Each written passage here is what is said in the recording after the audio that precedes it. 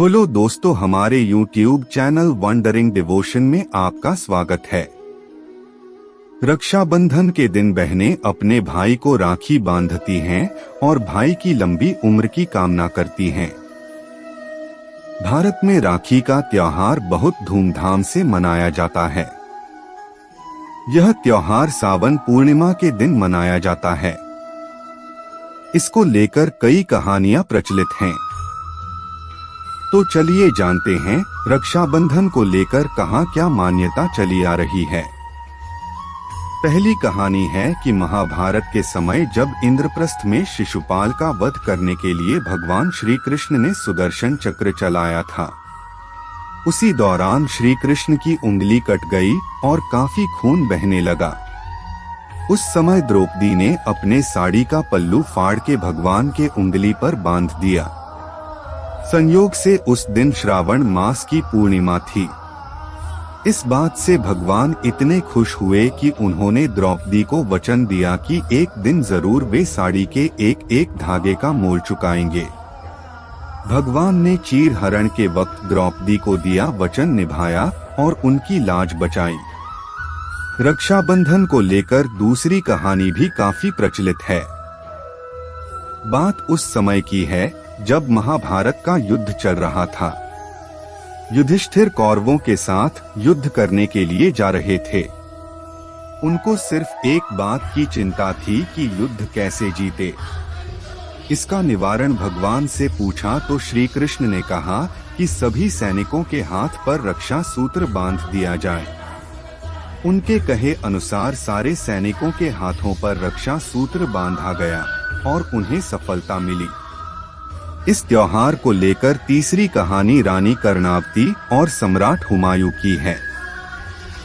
ऐसा कहा जाता है कि मध्यकालीन युग में जब राजपूत और मुस्लिमों के बीच लड़ाई चल रही थी, तब चित्तौड़ के राजा की विधवा रानी कर्णावती ने गुजरात के सुल्तान बहादुर शाह से अपनी और प्रजा की सुरक्षा के लिए मदद मांगी। उन्होंने हुमायूं को अपना भाई मानकर राखी भिजवाया। तब हुमायूं ने उनकी रक्षा का वचन देकर उन्हें बहन का दर्जा दिया और उनके साथ साथ उनके प्रजा की भी रक्षा की। चौथी कहानी सिकंदर की पत्नी और हिंदू पुत्र पुरु की है। जब सिकंदर और पुरु के बीच युद्ध चल रहा था, तब सिकंदर की पत्नी ने पुरु को राखी बांध अपना मुंहबोला भाई बनाया और युद्ध के समय अपने पति सिकंदर को न मारने का वचन लिया। पुरु ने भी राखी की लाज रखते हुए सिकंदर को जीवन दान दिया। पांचवी कहानी गिन्नौरगढ़ की रानी और राजा के दोस्त मोहम्मद खान की है।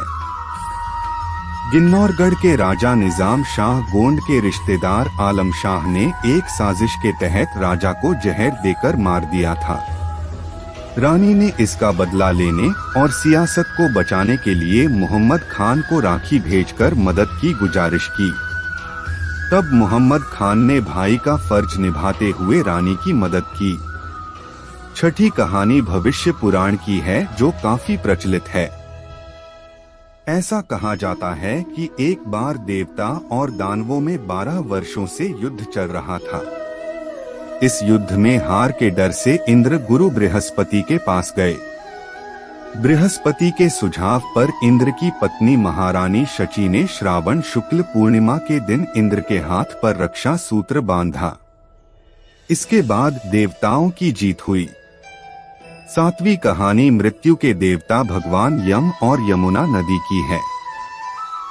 पौराणिक कथा के मुताबिक यमुना ने एक बार भगवान यम की कलाई पर धागा बांधा था। वह मन ही मन में यम को अपना भाई मानती थी। भगवान यम यमुना से इतने ज्यादा खुश हुए कि यमुना की रक्षा के साथ साथ अमर होने का भी वरदान दे दिया। साथ ही उन्होंने यह वचन भी दिया कि जो भाई अपनी बहन की मदद करेगा, उसे लंबी आयु का वरदान देंगे। आठवीं कहानी भगवान गणेश के बेटे शुभ और लाभ को लेकर है। ये दोनों भाई एक बहन चाहते थे। तब भगवान गणेश ने यज्ञ करके संतोषी मां को प्रकट किया। तब दोनों भाई काफी खुश हुए और तभी से यह त्योहार मनाया जाता है। अगर आपको यह वीडियो पसंद आया हो तो वीडियो को लाइक करके चैनल को सब्सक्राइब करें।